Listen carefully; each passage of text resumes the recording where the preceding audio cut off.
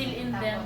Tsaka hindi lang mga digger students yung kumakain doon, pati yung mga nanay, yung mga helpers, ganyan. Hindi, pati yung mga batang labit doon sa Oo, napapakain. Kaya yung ano, magkano pala tayo? 150 a day, good for how many kids yun?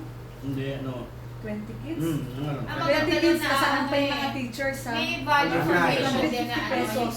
For the mga mga nanay. Versus Kasi sa 20 kids, sila, or kasi dati, laki nila mura. Diba? But it's not nutritious. And So we they tried, learn we that tried for the ano ha, this yung small amount, they can feed their kids. Sa kanya, may binigay tayong menu. Kanino galing yung menu? The menu was provided by the World Health Organization. Ito yun, DSWD. Oo, DSWD. Meron ang nasusi doon yung Vitamil, yung galing sa Caritas. Yun nga, yung isang cup, good fortified food supplement yun. Good yun, parang 50 bata. Talaga Ano yung nagtatabaan. protein? Hindi. steroids. Fertilizer. Kanin? Hindi, ano siya, basta fortified food program siya. Parang Meron siyang siyang mga- ano, veggie meat. Ganon, parang maraming Parang halo-halo. Parang Nutriban, gano'n, di ba?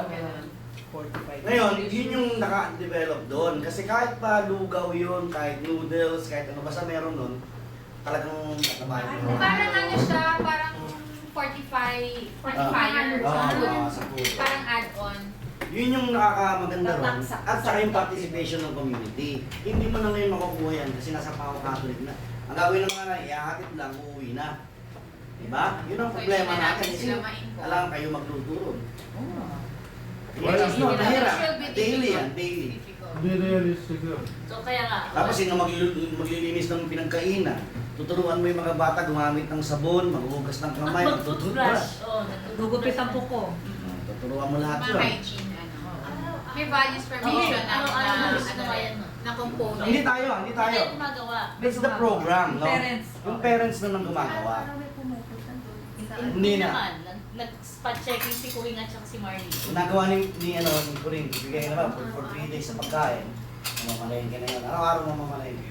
Kaya pupunta sa bahay. So Wala siguro na your gas. task will be to find a better way considering nagbago na yung setup.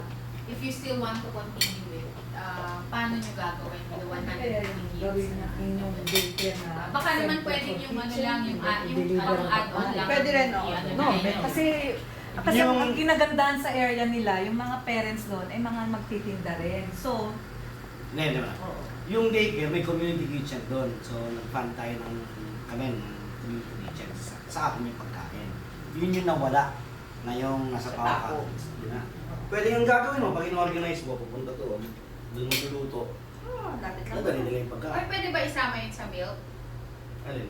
Yung sinasabi mo? Yung ano yun, galing sa Milk? Caritas. Yung 45A, vitamin A. Okay yun. Kaya lang, ang problema namin doon, ito yung isa, problema namin doon, donation yun. So, hindi sustainable yun.